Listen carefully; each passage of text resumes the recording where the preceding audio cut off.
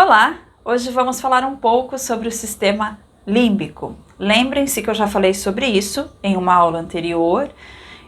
Nós temos então 3 níveis cerebrais. O primeiro nível, o nível mais primitivo, o cérebro reptiliano, que seria responsável pelos nossos instintos. No começo da humanidade, ele era muito importante para que nós pudéssemos sobreviver em meio aos perigos que existiam então no planeta e a falta de abrigo, por exemplo. No desenvolvimento da humanidade, então, na sequência, desenvolveram-se os sentimentos, as emoções. Não quer dizer que uma pessoa lá nos primórdios da humanidade não tinha emoções, mas eram emoções muito rudimentares, né? Como o medo, especialmente o medo, era muito primitivo e grande parte das ações eram baseadas no medo. No sistema límbico, nós tivemos uma evolução da capacidade de sentir. Os sentimentos estão diretamente ligados ao nosso subconsciente, ou seja, a esfera da nossa mente, que corresponde a cerca de 90% do nosso eu. E nós não conseguimos perceber essa esfera conscientemente. O nosso racional, ele trabalha com palavras e pensamentos. E a linguagem do nosso subconsciente são os sentimentos e as emoções. São linguagens diferentes. E nós percebemos essa linguagem através da resposta que nosso sistema fisiológico dá, né? Então, quando eu recebo uma informação, a forma como eu reajo é com base nessas emoções e nesses sentimentos que estão armazenados no nosso subconsciente e no nosso sistema límbico. E por isso, muitas vezes, é difícil de mudar esse mecanismo somente utilizando a razão. Por mais que, às vezes, né, nós possamos dar um comando para o nosso sentimento, nós percebemos que estamos descontrolados, por exemplo, por raiva, mas nós tentamos voltar ao equilíbrio e temos dificuldade com isso, porque não basta simplesmente uma ordem verbal, né? Volte ao equilíbrio, você está perdendo a razão. Não basta somente isso. É preciso ter um conhecimento muito profundo dos próprios sentimentos para poder voltar ao equilíbrio, né? Encontrar esse ponto em que se volta ao equilíbrio.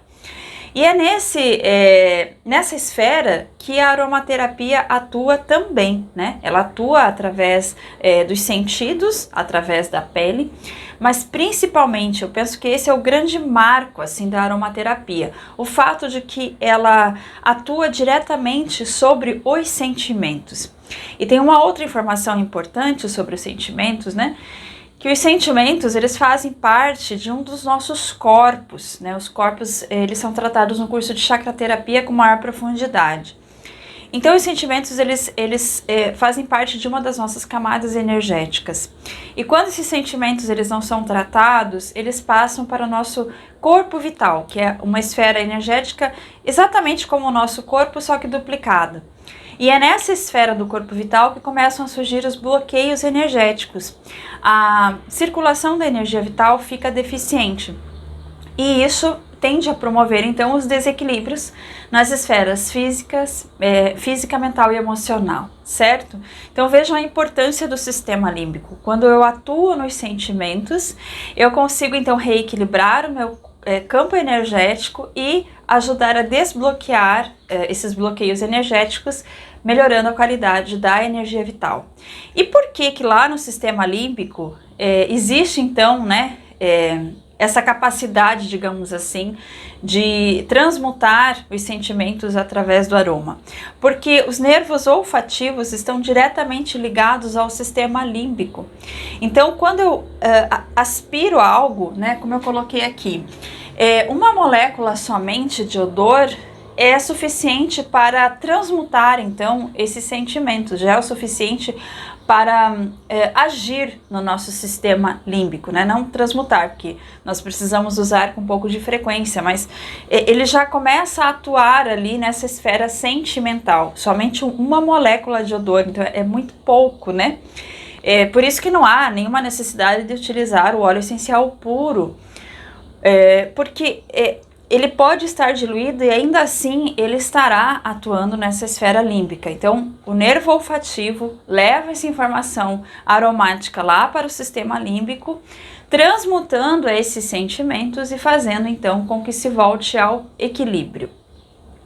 Uma outra informação que eu coloquei aqui também é que, por esse motivo, nós temos uma memória olfativa. O que que é isso?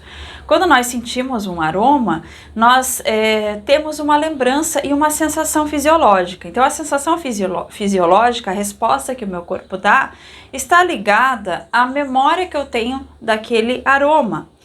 Por exemplo, para muitas pessoas o cheiro de café é uma delícia, ele é acolhedor, ele lembra a casa, ele lembra a família, ele lembra aconchego, ou ele lembra da avó, né? Ou lembra até mesmo da infância, algum momento gostoso que participou brincando com outras crianças, por exemplo, e assim por diante.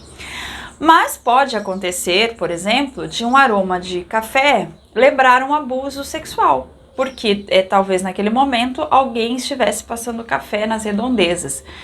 Então, assim, não é uma regra que o aroma ele atende a todas as pessoas de uma forma positiva ou não, porque isso está ligado diretamente à experiência que a pessoa teve quando sentiu aquele aroma. Conseguem compreender? E isso eu falo um pouco mais adiante, né? Eu abordo um pouco mais adiante a importância de prestar atenção ali na hora em que você está escolhendo os aromas a serem utilizados, se aquele aroma ele é realmente muito agradável para aquela pessoa, certo? Eu vou dar um exemplo pessoal. Eu gostava muito de aroma de lavanda, muito mesmo. E por algum motivo que eu não conheço conscientemente, hoje em dia eu não me agrada muito. Eu até posso sentir, mas não me causa mais aquela sensação confortável, né? Então deve ter acontecido alguma situação em que aquele aroma de lavanda estava no ar e que me trouxe então um desconforto.